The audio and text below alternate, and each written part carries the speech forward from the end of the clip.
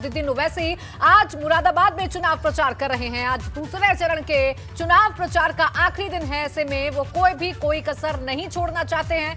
असदुद्दीन ओवैसी से खास बातचीत की हमारे संवाददाता उबैदुर रहमान ने। आइए आपको सुनवाते हैं। उत्तर प्रदेश में दूसरे चरण के मतदान के लिए आज चुनाव प्रचार बंद हो जाएगा। मुरादाबाद में भी 14 फरवरी को मतदान होना है। यहाँ पर आज आखिरी दिन का चुनाव प्रचार चल रहा है और एमआईएम के प्रमुख जो हैं असदुद्दीन ओवैसी साहब लगातार दिन रात प्रचार में लगे हुए हैं। आज भी उनकी जनसभाएं हैं संभल में और मुरादाबाद में।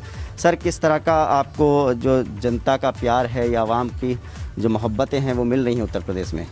नहीं, अल्हम्दुलिल्लाह मैं तो उनका शुक्रगुजार हूँ, एहसानमंद हूँ और मैं तो ज़िंदगी भर का उनका मखरूज़ हो चुका हूँ कि इतनी मोहब्बतों से मुझे नवाजा जा रहा है।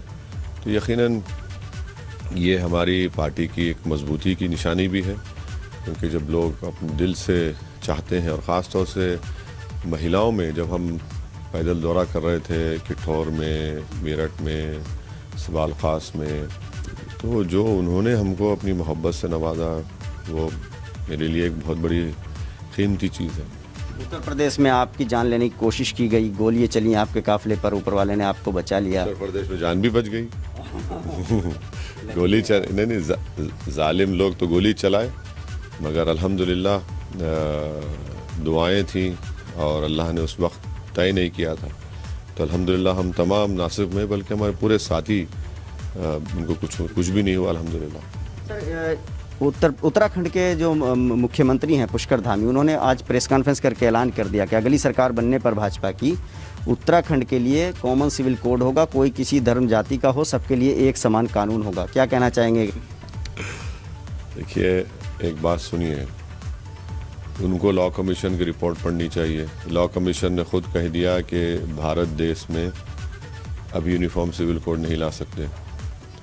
और दूसरी बात यह है कि हमको ये बता दें कि दया भागा या मिताक्षरा स्कूल ऑफ थॉट को अपनाएंगे। वो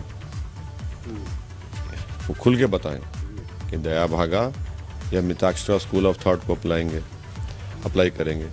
तीसरा, वो ये भी बता दें कि जो टैक्स रिबेट मिलता है हिंदू अनडिवाइडेड फैमिली को, वो दूसरे मज़हब वालों को देंगे नहीं देंगे। हाँ, तो चौथी चीज़ ये है कि कॉन्स्टिट्यूशन में डायरेक्टिव प्रिंसिपल्स और भी हैं। एक ये है कि शराब पर पाबंदी पूरी, एक ये है कि पूरी दौलत भारत में सबको इक्वल दिया जाए।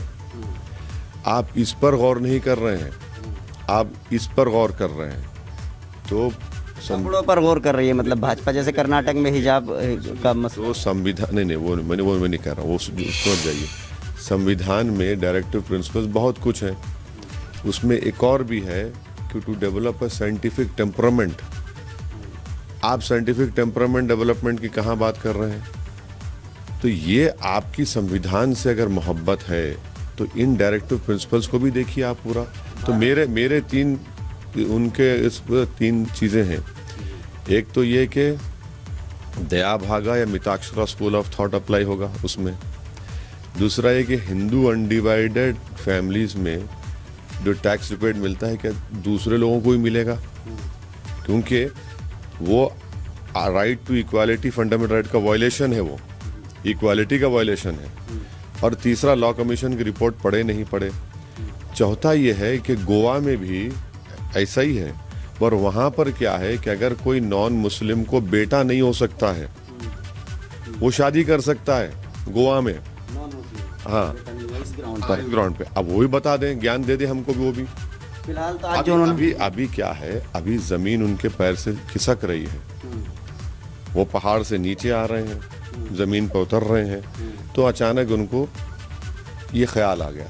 उत्तर प्रदेश के मुख्यमंत्री कह रहे हैं कि देश जो है वो शरीयत से नहीं, बाबा साहब अम्बेडकर के संविधान से चलेगा। जो बुर्खा विवाद है, जानते नहीं है ना कि जो कॉन्स्टिट्यूशन है, कॉन्स्टिट्यूशन इस बात की इजाज़त देता है हमको, कॉन्स्टिट्यूशन इस बात की इजाज़त देता है हमको। तुम जानते ही नहीं है बाबा को अगर कोई ज्ञान दे दे कि भैया कॉन्स्टिट्यूशन और बाबा साहब अम्बेडकर बनाए हुए संविधान में ही ये चीज़ें हमको सहूलत दी गई है, आप देखना चाहिए आपको। आप देखते ही नहीं है, कोई बोलता भी नहीं है बाबा को कि भाई बाबा ऐसा मत बोला करो। आप एक बहुत बड़े देश के प्रदेश के मुख्यमंत्री हैं, इस तरह अनाप शनाप गलत सलत नहीं बोलना चाहिए उनको। दूसरे चरण का मतदान 14 तारीख को होने वाला, 6 बजे प्रचार थम जाएगा। संभल में और कुंदरकी विधानसभा में आज आप जनसभा करने जा रहे हैं। क्या लगता है कितनी सीटें MIM इस बार ले पाएगी उत्तर प्रदेश में? देखिए, ये ऐसा सवाल है कि कोई भी सियासतदान सही जवाब नहीं देता आपको, कोई भी, आपको पता होगा।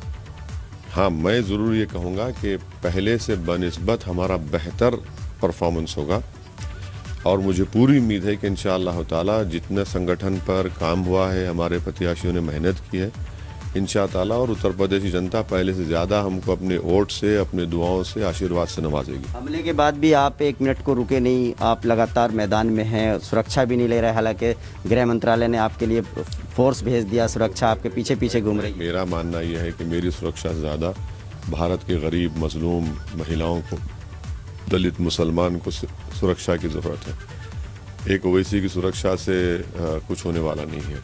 हाँ, जो चुनाव में है, चुनाव में तो फिरना पड़ेगा ना, हम कैसे बैठ जाएंगे, ये तो लगा हुआ है।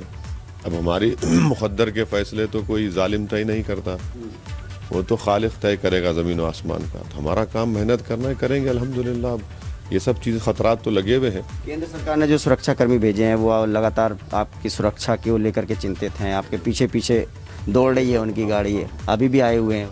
हम यही कह रहे हैं कि हमको अब ये दर्जे का शहरी बनाइए। आपकी गलत पॉलिसियों की वजह से आपने जो एक आइडियोलॉजी फॉलो की, उससे आज आपने हमको Z कैटेगरी का सिटीज़न बना दिया।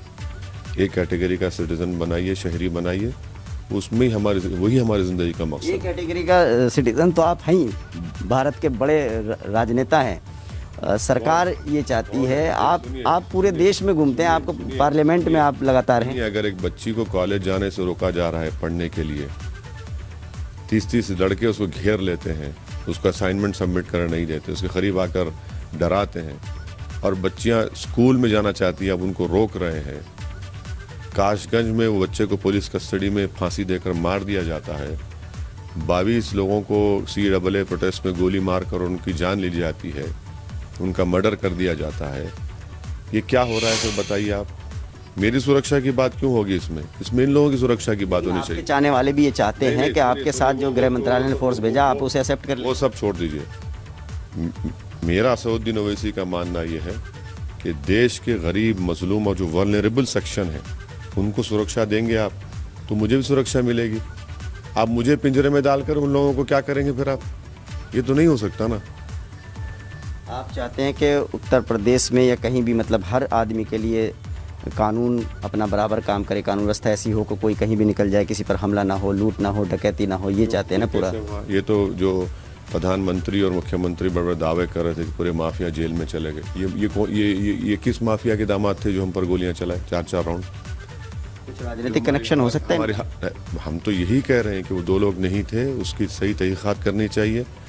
और अगर उत्तर प्रदेश की सरकार और बीजेपी की सेंट्रल की सरकार अगर इंसाफ करना चाहेगी तो उनको सबसे पहला पॉइंट ये देखना है कि इन लड़कों ने जो गोली चलाई है रेडिकलाइज कैसे हुए, क्यों इनको रेडिकलाइज किया, क्यों वो उस टेररिज्म के रास्ते पर चले गए, वो क्यों संविधान पर भरोसा नहीं है, गोली पर भरोसा है उनको। वैसी फोटो वायरल हुए भाजपा नेताओं के साथ उन्हें देखा गया, क्या लगता है आपको? मैं ये कह रहा हूँ कि इन्वेस्टिगेशन पूरी डीप होनी चाहिए। इनका रेडिकलाइजेशन ऐसे लोगों का, कई ऐसे लोगों का हो चुका है। कौन उनको रेडिकलाइज करा रहा है, कौन उनको कह रहा है कि गोली मारो, कौन उनसे कह रहा है कि नफरत फैलाओ, ये बात मालूम करना ये दोनों सरकार की जिम्मेदारी। अगर नहीं करेंगे तो पॉलिटिकल नुकसान बीजेपी को लॉन्ग रन में यकीनन होगा। देखना आप, देश को तो हो ही रहा है, पॉलिटिकली इनको भी हो। देखिए, ये हैं असदुद्दीन ओवैसी जो चुनाव प्रचार पर निकले हुए हैं। आज मुरादाबाद में आखिरी चुनाव प्रचार है, आखिरी दिन है चुनाव प्रचार का, और असदुद्दीन ओवैसी लगातार चुनाव प्रचार कर रहे हैं, अपनी पार्टी के लिए लोगों से वोट मांग रहे हैं, और उन्होंने हमसे खुलकर बात की। उबैदुर रहमान, ABP गंगा, मुरादाबाद।